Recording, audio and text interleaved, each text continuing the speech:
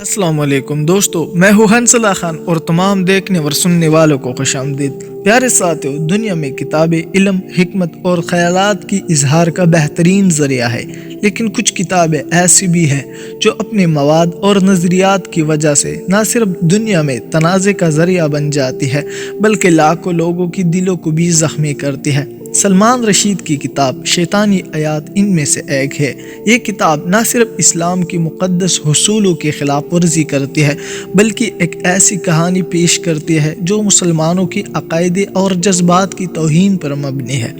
آج کی اس ویڈیو میں ہم آپ کو اس کتاب کی مکمل کہانی سنائیں گے، اس کے پیچھے چھپے ہوئے عزائم، اس پر ہونے والے احتجاج اور مسلمانوں کی جذبات پر پڑنے والے اثرات کا تفصیلی جائزہ لیں گے۔ اس کے ساتھ ساتھ ہم یہ بھی سمجھیں گے کہ کیوں ہر مسلمان کی دل میں اس کتاب کے خلاف غصہ اور نفرت موجود ہے۔ پیارے ساتھیو، سب سے پہلے ہم بات کرتے ہیں کتاب کی مصنف کی، سلمان رشیدی کی زندگی کا جائزہ لیتے ہیں تاکہ ہم یہ بھی سمجھ سکیں کہ وہ کس قسم کی نظریات رکھتے تھے اور ان کے خیالات کیسے تشکیل پائی۔ پیارے دوستو، سلمان رشید 19 جون 1947 کو بمبئی، بھارت میں پیدا ہوئی۔ وہ ایک مسلمان گھرانے میں پیدا ہوئی، لیکن ان کی زندگی کا سفر جلد ہی اسلام سے دور اور مغربی نظریات کی جانب بڑھنے لگا۔ ان کا خاندان خوشحال تھا اور ان کی ابتدائی تعلیم بھی معیاری تھی۔ پیارے دوستو، رشیدی نے اپنی ابتدائی تعلیم برطانیہ میں مکمل کی اور کیمبرج یونیورسٹی سے تاریخ یعنی ہسٹری میں گریجویشن کیا۔ وہ اپنی نوجوانی کے دنوں میں مغربی فلسفے اور خیالات سے متاثر ہوئے، جس کا اثرات ان کی تحریروں میں واضح طور پر نظر آتا ہے، اور مغربی معاشرے کے آزادی کو حد سے زیادہ اہمیت دیتے ہیں، یہاں تک کہ اس کی آزادی کے نام پر مذہبی اور اخلاقی حدود کو بھی توڑنے سے گریز نہیں کرتے۔ پیارے ساتھیو، سلمان رشیدی 1975 میں اپنی کتاب لکھی۔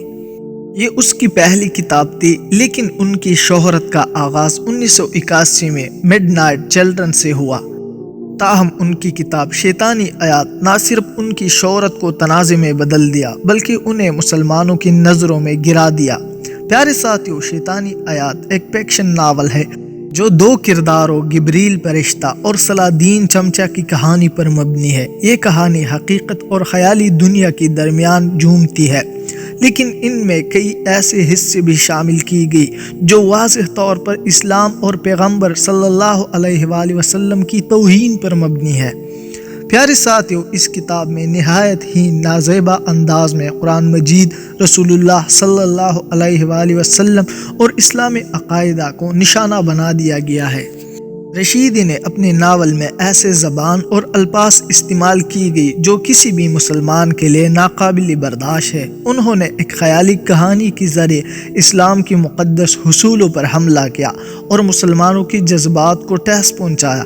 پیارے ساتھیو، رشیدی نے اپنے ناول میں ایک خیالی کردار کے ذریعے قرآن کی حیات کا مذاق اڑانے کی کوشش کی، جسے انہوں نے شیطانی آیات کا نام دیا۔ یہ نام اس کی پیچھے موجود خیالات اور واضح طور پر ایک مکروہ سازش کا حصہ ہے، جس کا مقصد مسلمانوں کے دلوں کو ٹھیس پہنچانا ہے۔ 1988 میں جب یہ کتاب شائع ہوئی تو سب سے پہلے مسلمانوں نے ہی اس کی مخالفت کی۔ ہندوستان، پاکستان اور بنگلہ دیش جیسے مسلم ممالک نے فوراً اس کتاب پر پابندی عائد کی۔ انہی ممالک کی عوام اور علماء نے کتاب کے خلاف سخت احتجاج کیا۔ 1989 میں ایران کی روحانی پیشوا آیت اللہ ذخیرہ نے رشیدی کے خلاف فتویٰ جاری کیا، جس میں رشیدی کو اسلام اور پیغمبری اسلام صلی اللہ علیہ وآلہ وسلم کی توہین کا ذمہ دار قرار دیا۔ انہوں نے ان کے قتل کا مطالبہ کیا گیا۔ یہ فتویٰ دنیا بھر میں مسلمانوں کے لیے ایک اہم پیغام تھا کہ دین اسلام کی توہین برداشت نہیں کیا جا سکتی۔ رشیدی کی اس کتاب کے خلاف احتجاج کے دوران کئی ممالک میں فساد ہوئے۔ ان کے مظاہروں میں کئی افراد نے اپنی جانیں قربان کی اور دنیا بھر میں مسلمانوں نے اپنے غم اور غصے کا اظہار کیا۔ مغربی ممالک نے رشیدی کی کتاب کو آزادی اظہار کا ایک نمونہ قرار دیا اور ان کی مکمل حمایت کی۔ ان کا کہنا تھا کہ یہ رشیدی نے اپنے خیالات کی اظہار کا حق استعمال کیا ہے۔ لیکن سوال یہ پیدا ہوتا ہے کہ کیا آزادی اظہار کے نام پر کسی بھی مذہب کی توہین جائز ہے؟ مجھ سمیت تمام مسلمانوں نے اس کتاب کو سوچا سمجھا حملہ قرار دیا۔ ان کا کہنا تھا کہ آزادی اظہار کے آڑ میں اسلامو فوبیا کو فروغ کیا جا رہا ہے۔ مسلمان علماء اور عوام نے ایک ہی بات کہی کہ دین اسلام کی توہین کسی صورت میں برداشت نہیں کیا جا سکتا۔